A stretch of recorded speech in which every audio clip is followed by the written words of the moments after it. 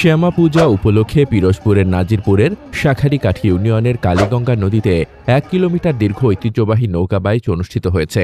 বুধবার বিকেলে শাখারীকাঠি সর্বজনীন শ্রী শ্রী কালী মন্দিরের আয়োজনে কালীগঙ্গা নদীতে শাখারীকাঠি বাজারের পাশ থেকে ১ কিলোমিটার ব্যাপী নৌকা বাইচ দেখতে উৎসবমুখর পরিবেশে কয়েক হাজার লোক নদীর দুপাশে ভিড় জমায়। শ্যামা পূজা উপলক্ষে গ্রামীণ ঐতিহ্য নৌকা বাইচ দেখতে বিভিন্ন গ্রাম থেকে কয়েক হাজার দর্শনার্থী কালীগঙ্গা নদীতে ট্রলার নিয়ে ভ্রমণ করেন এবং নদীর দুপাশে ভিড় জমায়।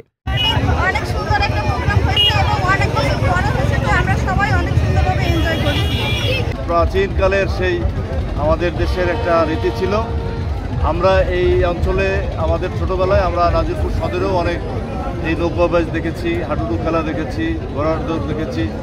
স্থানীয় পর্যায়ে যারা আয়োজন করেছে তাদেরকে আমরা সাধুবাদ জানিয়েছি, সমর্থন দিয়েছি। দেশের ঐতিহ্য লাঠি খেলা, ঘোড়া দৌড় এবং নৌকা বাইচ এটি একেবারে বিলীনের পথে।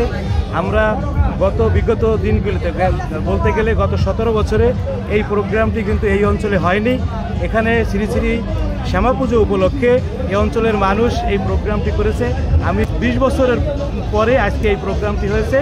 1 কিলোমিটার ব্যাপী নৌকা বাইচ এবং কয়েক কিলোমিটার ব্যাপী লোকজনের সমাগমে আমরা চাইতেছি যাতে হিন্দু মুসলমান ভেদাভেদ ভুলে আগের ঐতিহ্যে যাতে সবাই বসবাস করতে পারে, সেই ধারাবাহিকতা ফিরিয়ে আনা। নৌকা বাইচ একটি সুন্দর আয়োজন, মনোমুগ্ধকর। এটি মানুষ আজকে অনেক খুশি। এই উৎসবে মানুষ খুবই আনন্দিত, আমরাও আনন্দিত এবং আমরা চাই প্রতি বছর যেন এরকম একটি আয়োজন এই অঞ্চলে হয়। নৌকা বাইচ অনুষ্ঠানে প্রধান অতিথি হিসেবে উপস্থিত ছিলেন পিরোজপুর জেলা বিএনপির আহ্বায়ক নজরুল ইসলাম খান, নাজিরপুর উপজেলার বিএনপি সদস্য সচিব আবু হাসান খান, নাজিরপুর প্রেসক্লাবের সাধারণ সম্পাদক এস.এম. সিপার, শাখারীকাঠি সর্বজনীন শ্রী শ্রী কালী মন্দিরের সভাপতি অনুপ কুমার মণ্ডল, সাধারণ সম্পাদক গৌতম হালদার, শাখারীকাঠি ইউনিয়ন বিএনপির সভাপতি এস.এম. রেজাউল করিম, সাধারণ সম্পাদক সাইফুল ইসলাম খান।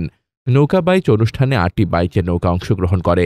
পাশাপাশি শতাধিক ট্রলার নৌকা নিয়ে কয়েক শত দর্শনার্থীরা নদীতে বাইচের নৌকার সাথে অংশগ্রহণ করেন। মোহাম্মদ শামীম রেজা, দৈনিক খোলা চোখ।